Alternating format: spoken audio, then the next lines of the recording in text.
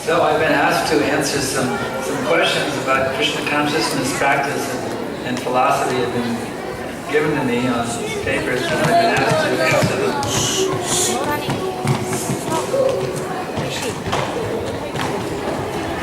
The first question is, in ISKCON, their philosophy says that we were with Krishna before, so as we wanted to enjoy separately, we are back in the material world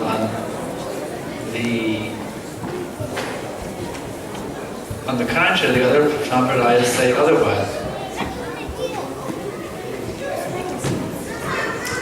Our Srila Prabhupada is actually the most realized Acharya in Vaishnava history. So we take what's given in Prabhupada's books as gospel. Sometimes devotees would go to read, they would want to read books of Bhaktivinoda Thakur, for example. And Prabhupada said, no, you understand Bhaktivinoda Thakur through my books. So the most important thing in our understanding our Krishna conscious philosophy, we should not try to jump over Prabhupada's head and go here and there and get some different idea. Whatever Srila Prabhupada is given, that is how we understand everything. Just like we say Shastra Chaksus, there's also Prabhupada Chaksus. We see the Vaishnava Siddhanta through the eyes of Prabhupada. Some other Acharya, they may say something different. But we take Prabhupada's understanding, his vision, as the topmost vision, the topmost understanding. Just look at it objectively. Of all the Vaishnava Acharyas in history, which Acharya was it chosen by Krishna to be the one to spread Vaishnava culture throughout the whole world? There's only one Vaishnava Acharya in history who was given that position. His divine grace, Om Vishnu Pad, Paramahamsa, Parivajrakacharya, Astatarasadashishimat A.C. Bhakti Vedantati Danti Goswami Maharaj Bhavad. So we take Prabhupada's vision. Even if there's some other vision, actually we can't even properly understand these other acharyas. Only through Prabhupada can we properly understand them. There may be some statement that appears to be different, but it's just our own lack of understanding. That's simply our own lack of understanding. It's actually a very detailed subject matter. We could write a whole essay on the details of this subject matter. This is in a seed-like form. This is the understanding. Look at particular statements and issues that some may find controversial, but actually we don't find any controversy. Because Prabhupada has perfectly, in the most understandable, clear way, given the full understanding of the Vaishnava Siddhanta better than any Acharya in the history of the universe. Second question. In ISKCON they say they have taken a few characteristic features from other sampradayas as per Chaitanya Mahaprabhu. So doesn't it mean that it has been followed by other sampradayas?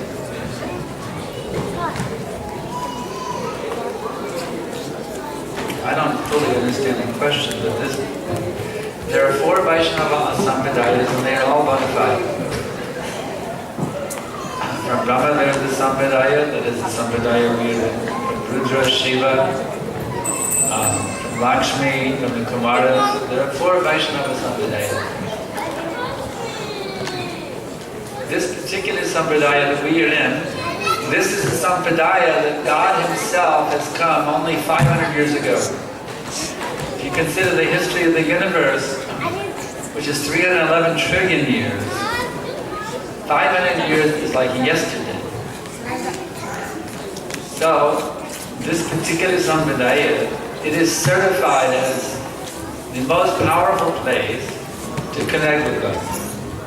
We accept all the other sampradayas in Nanda, but this But this Sampradaya, the Supreme Lord Himself, has practically yesterday manifested as Sri Chaitanya Mahaprabhu to give the self-realization process in the most easy way, singing, dancing, and feasting. In this Kali Yuga, we are very, very full.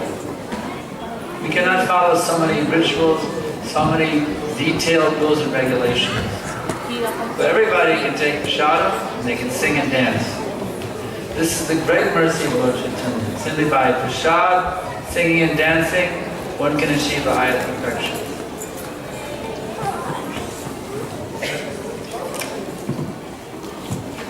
Next question. I finished one round in 7 minutes. Can I use my timer to complete 16 rounds of japa? In 112 minutes, say if I can for 2 hours non-stop, I think I've chanted 16 rounds. Prabhupada clearly states in his Bhagavad Gita purport, chant round the beads. Well, I don't want to mess with the beads, I'll just put on my timer and just chant for so many minutes. And that is not the system. When you got initiated, or when one gets initiated, the spirit master hands you a timer, or does he hand you a japa mala? Does he hand you a clicker or a timer? No, he hands you japa mala. If you go to Wyndham, to Rupa Goswami's Samadhi, there is Rupa Goswami japa beads in them. This is our system. Chant on the beads. Don't concoct some new thing, clicker or timer. Chant on the beads. That is our system coming from the Vaishnava Acharya. What is the main reason that made you to be a follower of the Krishna consciousness movement through Srila Prabhupada? That's a wonderful question. Well, I was really suffering, I'll be honest. And I also had this desire to be a part of a spiritual revolution that could save the whole world. I really, as a youth, I said, there's really nothing to do except for a spiritual revolution. It's really the only thing that makes sense on this planet. It's so screwed up. There's nothing else that makes sense. So I was a songwriter at the time. I was trying through my music to make some change in the planet. But I realized I'm an illusion myself. What can I do? Then I saw that Prabhupada is actually giving me the formula how I can become fully happy. He's giving the formula how the whole world can be transformed into a virtual paradise. And there was just no question of anything else except surrendering and joining the movement. I saw these things. Can we have some books of bhajana to practice at our home or wherever we are? Yeah, we have our book table right back there. These books of Prabhupada will give you everything you need to have a perfect life. So please purchase them, take them home, read them again and again and again, and follow these books. Make them guiding principles. If Krishna is the highest and greatest God of the universe, why are there so many religions in the world? This is what we call a loaded question. Actually, there are not so many religions in the world.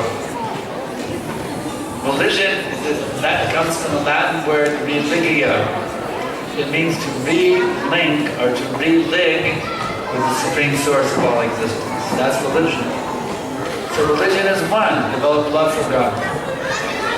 Man has politicized that one pure thing and called it this thing and that thing. Christianity, Islam, this and that. This is this sectarianization of the original pure substance religion is material. It is not spiritual.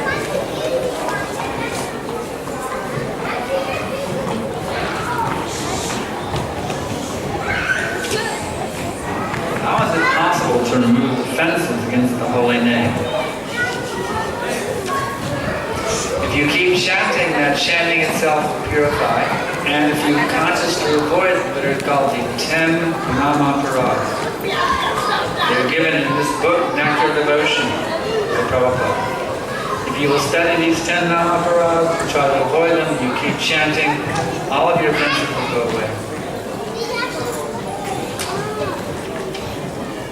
If great souls continually go back to Krishna Loka, wouldn't it be true that one day no living entities would live in this material sphere? Actually, Prabhupada confirms in the teachings of Lord Chaitanya that the destiny of every single living entity is to go back to Godhead. So everybody that's here now will all be liberated, but there will be more jivas falling down. This place will not become deserted.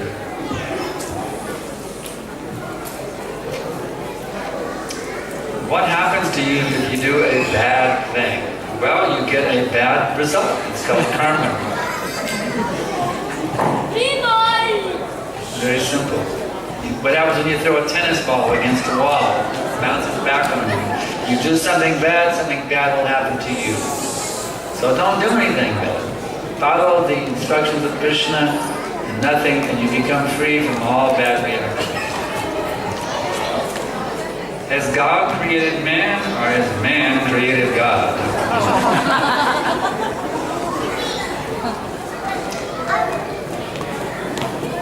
Well, why don't we ask God? He knows. Aham sarvasya prabhava matak sarvam pravartate. I am the source of all material and spiritual worlds. Everything emanates from me. So, are you part of everything? Or are you different from everything? We are all part of that thing called everything, and that everything is coming from Krishna, therefore God created. Not man invented God. God invented man. He wants some association. Can I have the garland to take home? Oh, maybe. Who are you? Raise your hand. Oh, there. There's two hands going up. Yes, you're Girish? Yes, you can have this. Yeah, I have two garlands. I'll give you one.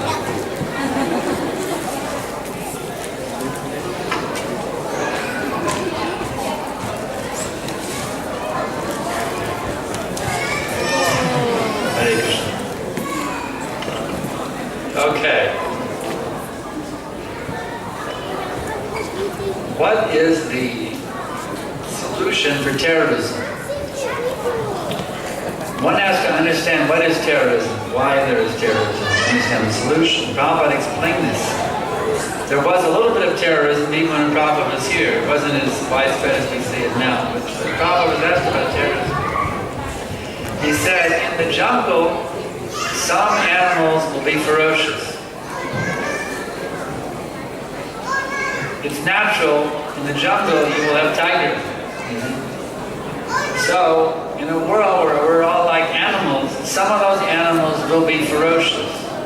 It's natural, it's going to happen. You can't avoid it. The only solution is you have to elevate the human society beyond the animal platform. You're not going to do it by any other means. It's like now, well, we're going to fight terrorism by not allowing water on the airplane. I mean, it's a joke. The modern day governments like Australia and the US, they have their policies, anti-terrorism policies. They don't know what they're doing. The only way you're going to stop terrorism is to elevate the human society beyond the animal platform by bringing it to the spiritual platform. Then automatically terrorism will vanish.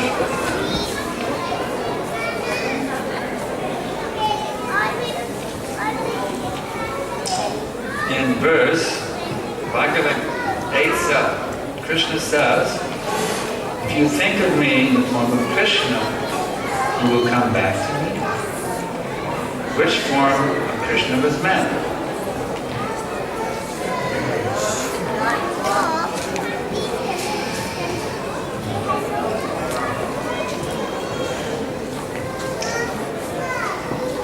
It's an interesting question because Krishna was speaking on the battlefield of Kurukshetra.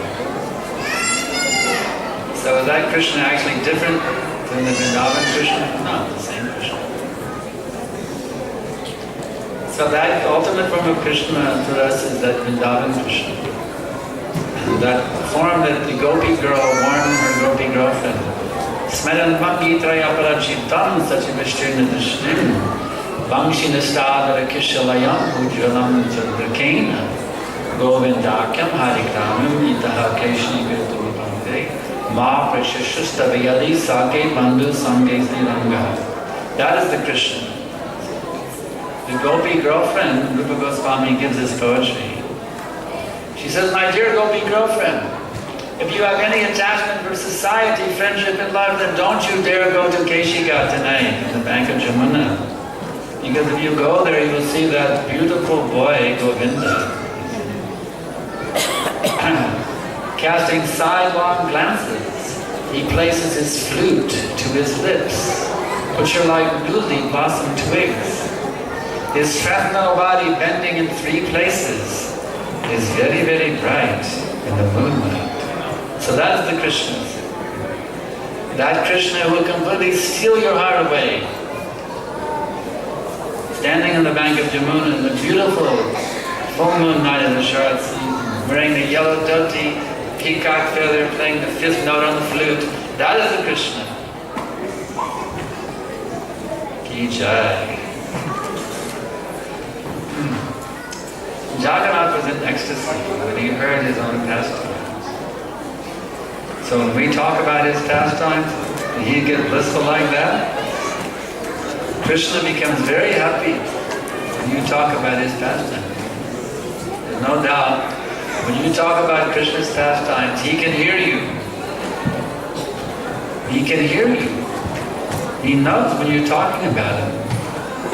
Krishna is he is fully cognizant. He knows when you're talking about him, and he likes it. So the more you talk about Krishna, the more you become dear to Krishna. And you become dear to Krishna, then your material life is fine. So I was told 4 or 5 questions. I'll make this the last one. A little bit over 4 or 5, but it's transcendental. We have visited ISKCON temples in India. Krishna's Sarup is white. Right in Melbourne, we have Krishna's Sarup black. Actually, it's the color of the marble. It's not that we paint the deity. You're seeing the natural color of the marble. If you use white marble, you have a white Krishna. If you use black marble, you have a black Krishna. It's simply the color of the marble. So we thank you all very much for your participation today, and now we'll go on with more nectar. The more mercy, Lord Jagannath. Thank you very much. Hare Krishna.